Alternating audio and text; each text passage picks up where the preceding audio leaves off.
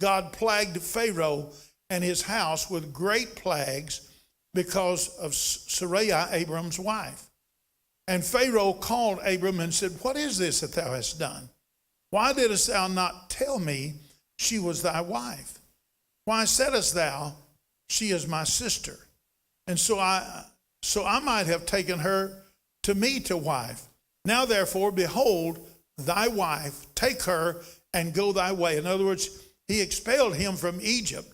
But remember, he had made Abraham rich, very rich. Pharaoh commanded his men concerning him, and they sent him away and his wife and all that he had.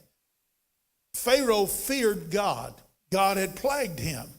And this is not only one time that God did this, but with Abimelech, he shut up every womb in that nation. There was no more children going to be born because Abimelech was about to take Sarah, another man's wife. And God warned him in a dream, and he did almost the same thing. He pushed him out. "Why did you treat me this way?"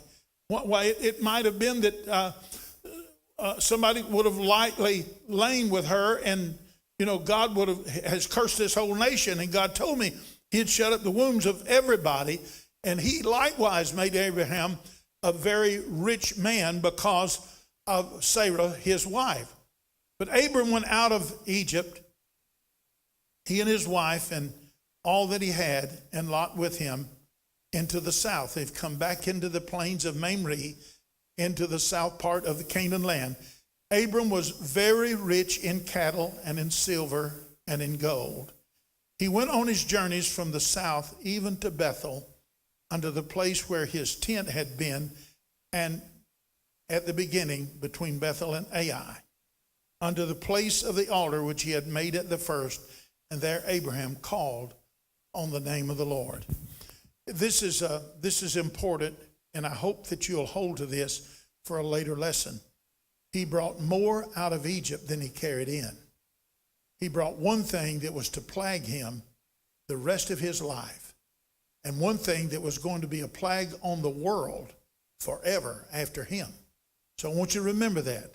And we'll get to it later on. It's not in this lesson, but I want you to remember that he increased all of his goods, silver, gold, servants, donkeys and camels, and he come out of there a rich man. In verse 5, Lot also, which went with Abraham, had flocks and herds and tents, and the land was not able to bear them. Though the famine was over, they had gotten so much goods until the land was not able to bear them and all of their flocks and their herds. There was strife among the herdsmen of Abram's cattle and the herdsmen of Lot's cattle, and the Canaanite and the Perizzite dwelt then in the land. And Abram said to Lot, "Let there be no strife, I pray thee, between me and thee, and between my herdmen and thy herdmen, for we are brethren. Is not the whole land before thee? Separate thyself, I pray thee, from me. And if thou wilt take the left hand, I'll go to the right. If thou depart to the right hand, I'll go to the left." You can't find anybody any more agreeable than that. You choose, and I'll take what's left. You go your way. Now, let me tell you how you can become that way. When you are assured that you're walking in the will of God and that God is blessing you. Remember, in blessing, I'll bless you. I'll bless them that bless you. I'll curse them that curse you. I believe God's blessings are upon my life. I don't falter at little bitty things because I'm expecting God to bring greater blessings than I have downfalls. I'm expecting to have traded hell for heaven. Amen. I'm expecting to go to heaven. And things down here on this earth become so much less valuable because my eyes are set on the land to come. So Abraham said, "You go whichever way you want to. Won't matter to me. If you go to the left, I'll go to the right. If you go to the right, I'll go to the left." Lot lifted up his eyes on the well-watered plains of Jordan. For they were well-watered before God destroyed Sodom and Gomorrah. And they were well-watered like Egypt was. And he's looking now at the green grass. He's looking at the tall and the plentiful food. And you know what he's doing? He's looking with a natural eyesight. Abraham is looking with faith and a spiritual eyesight. And when we put our eyes on natural things, we're ready for a downfall. It may go well for a while we're consuming the natural things. But look, here's the key to life and a happy life. Set your affections on things above. Whatever God blesses you with down here, count that the blessings of God and use them according as they're the blessings of God. But if you set your heart on riches, you could become rich, but it could separate you from God.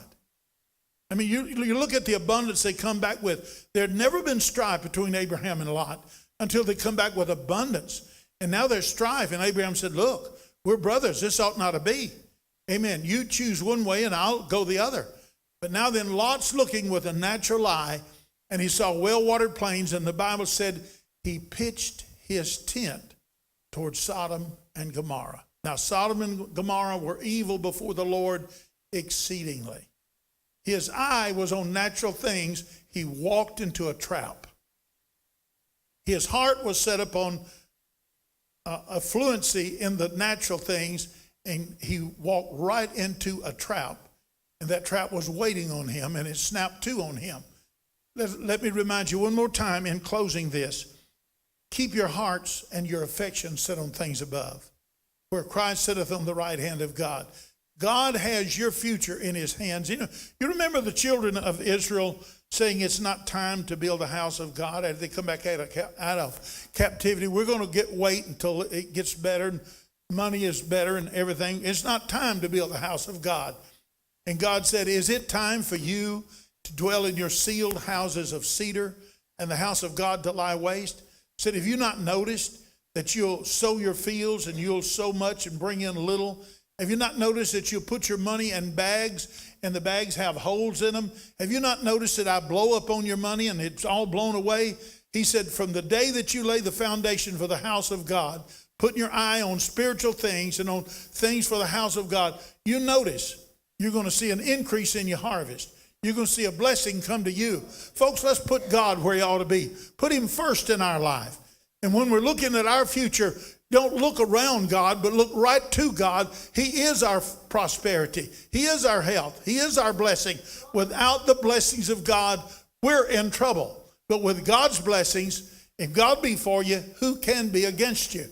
Amen. I'll guarantee you God has better control of your future than you could ever take control of it if you put it in your own hands. God bless you, and thank you for being in Sunday school.